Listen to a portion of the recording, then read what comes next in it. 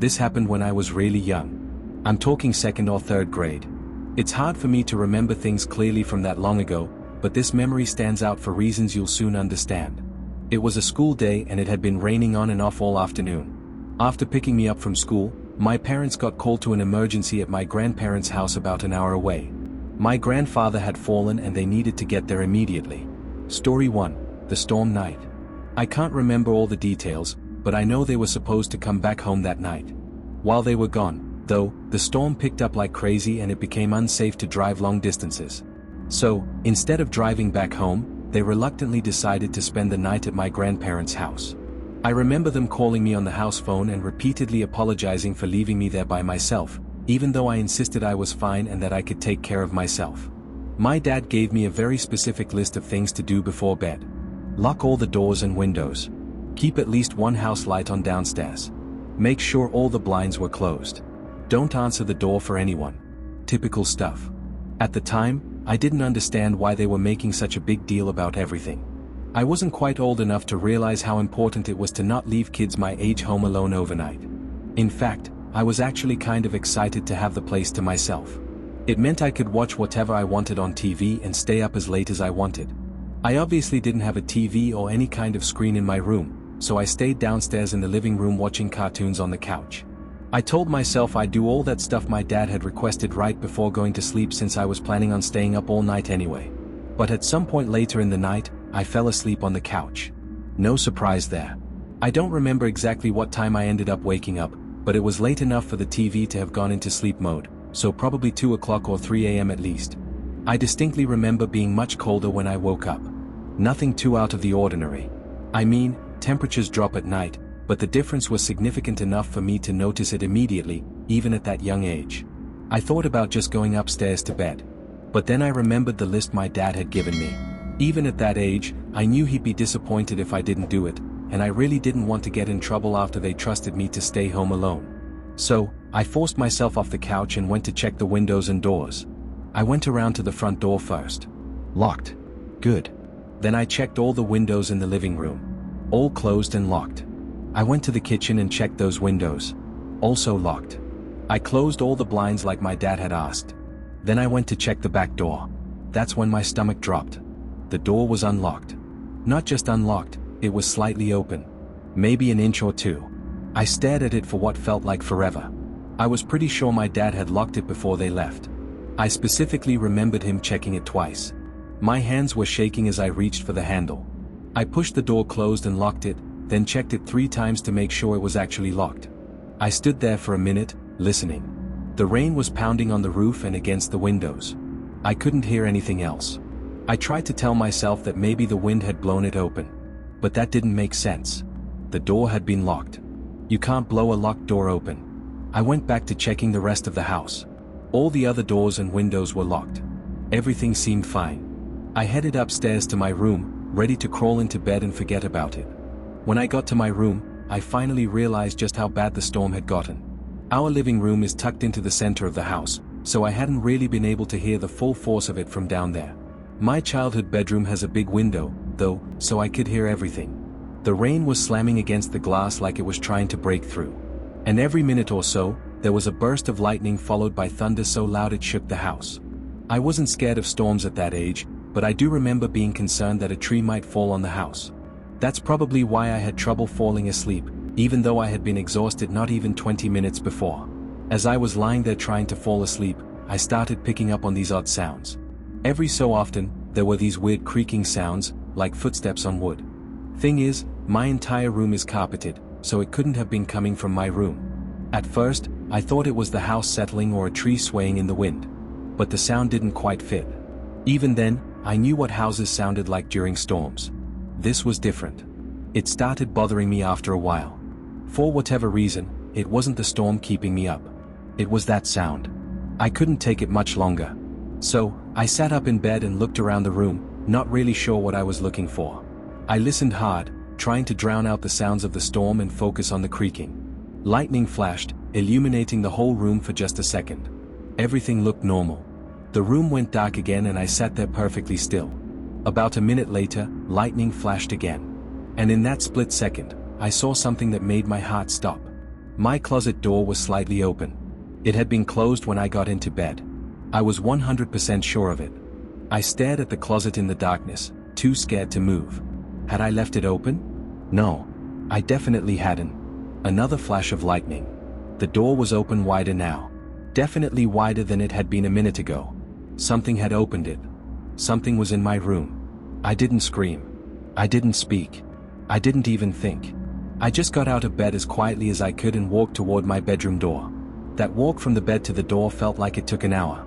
I pulled the door open slowly and stepped into the hallway.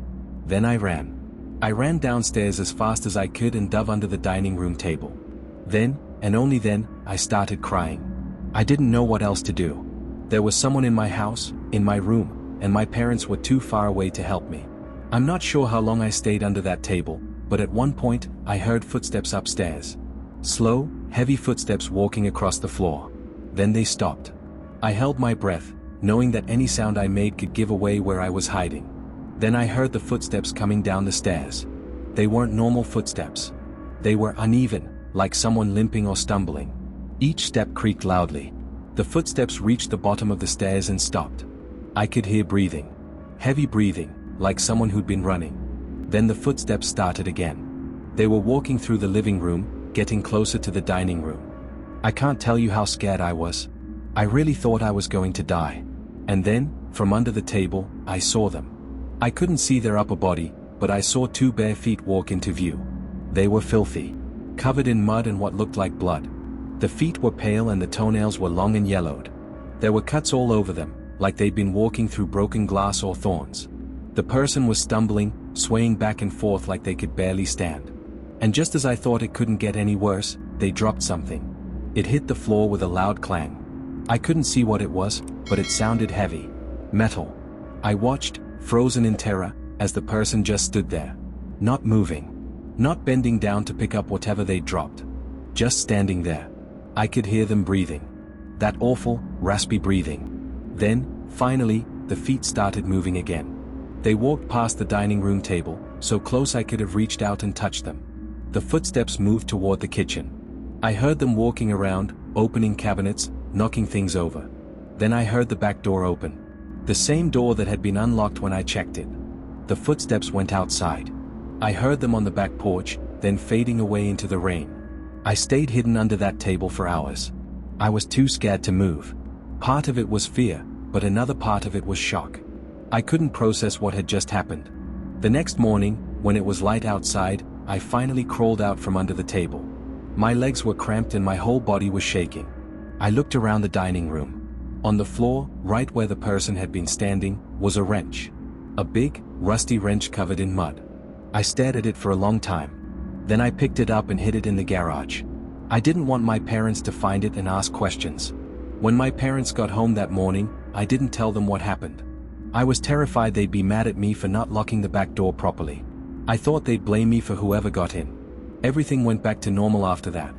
For whatever reason, I kept the whole thing to myself. I didn't tell anyone for years. It wasn't until I was in high school that I finally told my parents the story. They didn't believe me at first. They thought I'd had a nightmare. It took me showing them the wrench, which I'd kept hidden in the garage all those years, before they realized I was telling the truth. Looking back, not telling them the moment it happened was an awful decision. There was nothing that could be done about it so many years later. If I'm being honest, this experience traumatized me for basically the rest of my childhood.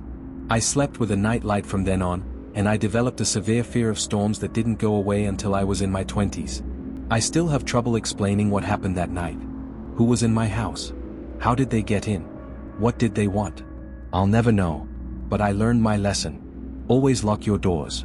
And if something feels wrong, call for help immediately. Story 2, The Park Walk. I'm an only child and I live with my mom and dad in a decent-sized home in the suburbs. It's a little big for just the 3 of us, but my parents' running joke is that it was never their intention to have only 1 kid. They just never got around to having more. Anyway, I was 16 when this happened. It was a rainy Saturday night in early June. I can't remember the exact date, but I do remember that it was right after school had let out for summer. There's one important thing I have to mention. I have pretty bad insomnia. I've had it since I was a kid. I get frequent panic attacks, I have trouble breathing sometimes, and I'm also one of those weird people who needs complete and total silence to fall asleep. Like even a small fan is enough to keep me awake.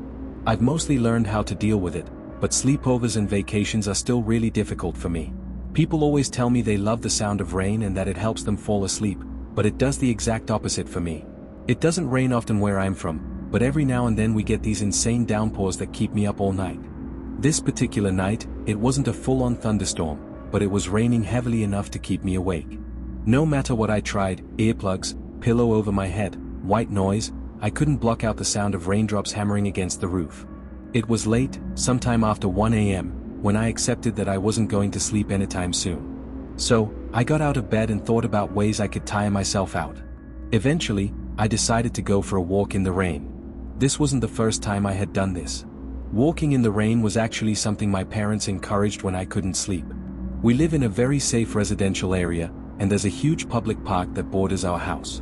Being out late has never been dangerous. Plus, the park is very well lit, which is another reason I've always felt comfortable walking there at night. I put on my rain jacket, quietly walked downstairs so I wouldn't wake my parents, and stepped outside.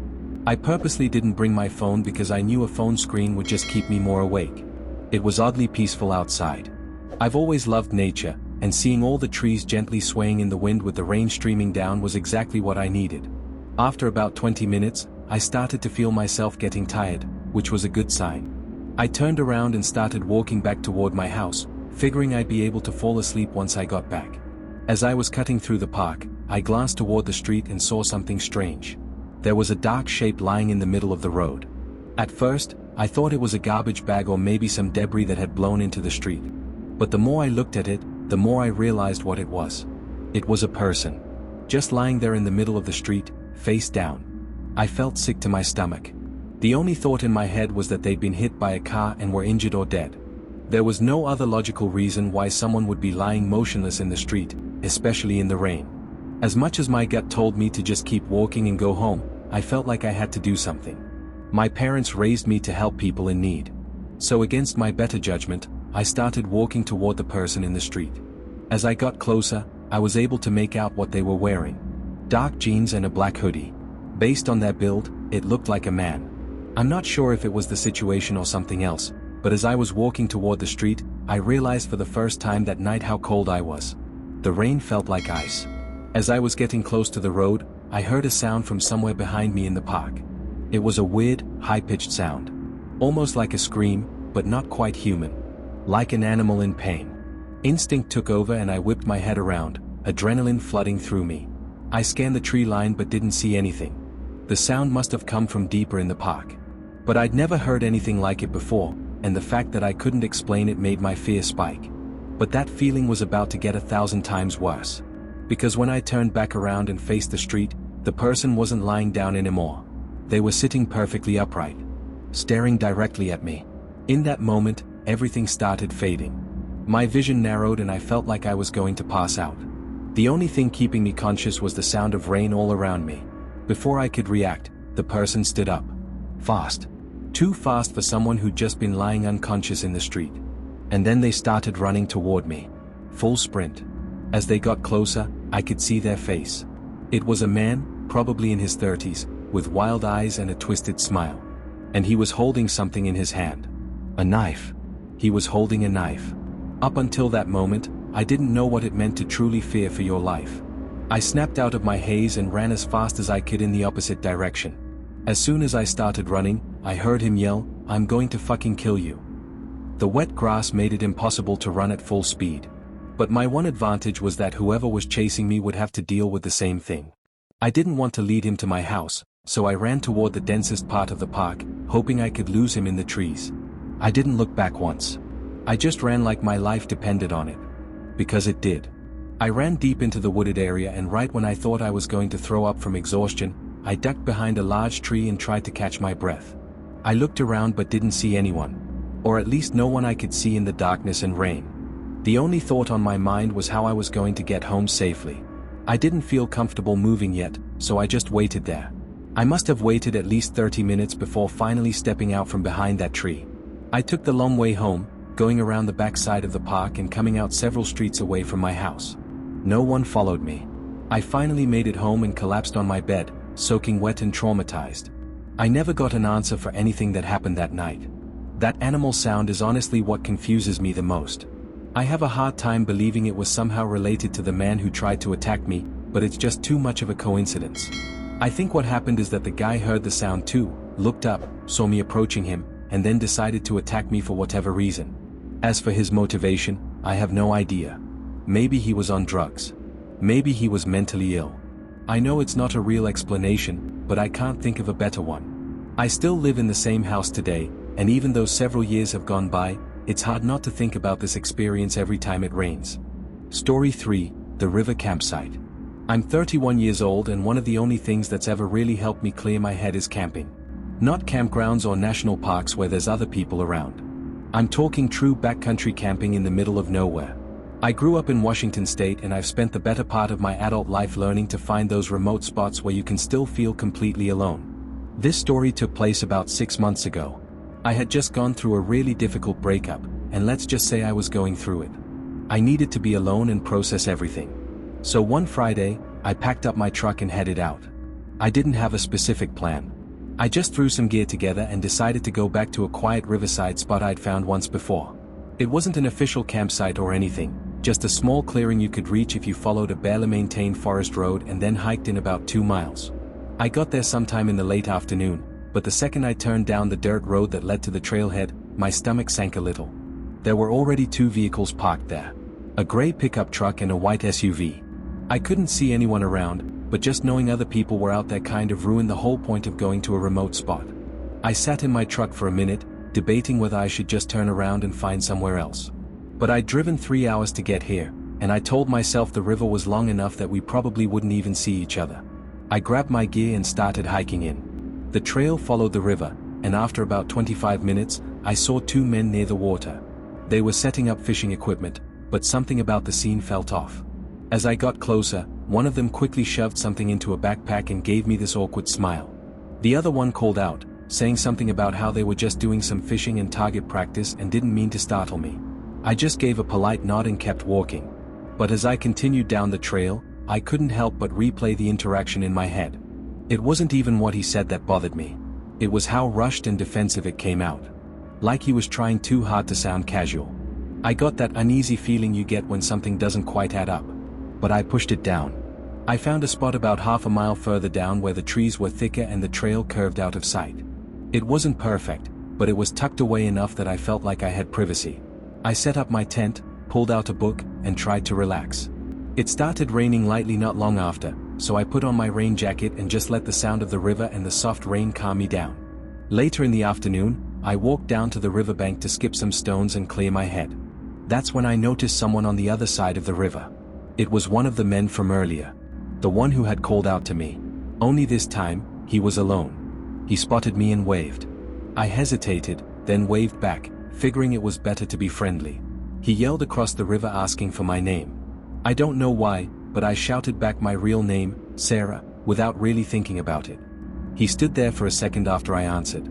Then he pulled something out of his jacket. At first I thought it was a phone, but then I realized it looked more like a disposable camera. Before I could process what was happening, he held it up and took a picture of me from across the river. Then, without another word, he just turned and started walking back upstream like nothing had happened. I was beyond creeped out. The weird interaction earlier was one thing, but taking a random picture of me? That was next level strange. I headed back to my campsite and decided I'd just stay there for the rest of the evening. After the sun went down, I crawled into my tent and tried to get some sleep, but my mind was racing. The breakup, the weird guys, the whole situation. I don't know how long I lay there, just listening to the river and the light rain against the tent. At some point, though, I started hearing something else. Faint sounds like someone stepping carefully over wet ground. At first, I tried to convince myself it was just an animal. But the longer I listened, the clearer it became. Footsteps. Circling my campsite. And the second I made that connection, my stomach dropped. I didn't even have to wonder who it might be. I knew. I'm not stupid. I never go into the woods alone without protection. I grabbed my handgun from where I kept it tucked beside my sleeping bag. Then I unzipped the tent and stepped out into the rain. My heart was pounding so hard I could hear it in my ears, but I needed to stay calm. I clicked on my flashlight and swept it across the trees. And there he was. The guy from earlier. Standing maybe 20 feet away, half hidden behind a tree. He wasn't smiling. He wasn't scowling. He just had this blank expression on his face, like he wasn't all there mentally. The scariest part wasn't his face, though. It was the fact that he was holding a hatchet in his right hand. For a second, I couldn't move. All I could think about was how far I was from anyone. How no one would even hear me scream. But somehow I managed to raise the gun and point it at him. I forced my voice to stay steady. "Leave now or I will shoot you." His expression didn't change at all. It was like my words didn't even register. After a few seconds of silence, he mumbled something about how his friend told him not to come find me but he had to take care of things. I didn't wait for him to say anything else. I fired a warning shot into the air. The sound echoed through the trees. He flinched, clearly not expecting me to actually shoot. I leveled the gun at him again. "Drop the hatchet. Now." He did. It fell to the ground with a thud. "Take off your shoes," I said. He hesitated, then slowly took off his boots. "Now walk in that direction," I said, pointing away from the trail. "And don't come back." I kept the gun and flashlight trained on him as he walked barefoot into the woods. Once he was out of sight, I moved as fast as I could. I grabbed my backpack and threw in the essentials. I left the tent. I didn't care. I just needed to get out of there. The hike back to my truck was terrifying. It was pitch black, raining, and I kept thinking he was going to jump out from behind a tree. When I finally reached the trailhead, both vehicles were still there. My truck, the gray pickup, and the white SUV. I threw my stuff in the back and got the hell out of there. As soon as I got cell service, I called the police and reported everything. I gave them the location and description of the vehicles. A few months have passed since then. I never heard back from the police about what they found, if anything. What still scares me most is that comment he made about having to take care of things. I really don't want to think about what that means. But I'm just glad I was armed. I could have easily lost my life that night if I hadn't been.